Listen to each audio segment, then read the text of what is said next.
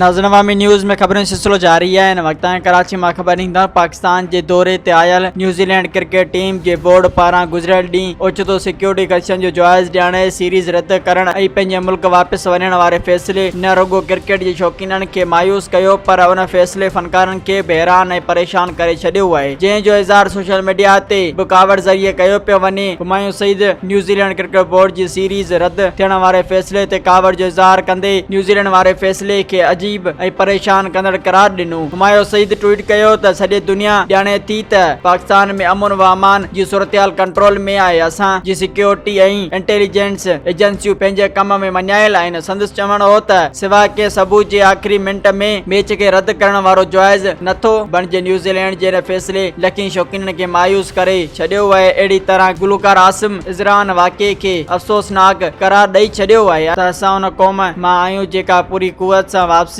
ते यकीन रखे थी। पाकिस्तान महफूज है ऐं सदाईं रहंदो। मज़ीद खबरों और तफसीलात के लिए विजिट करें हमारी वेबसाइट www.awamiNewsHD.com।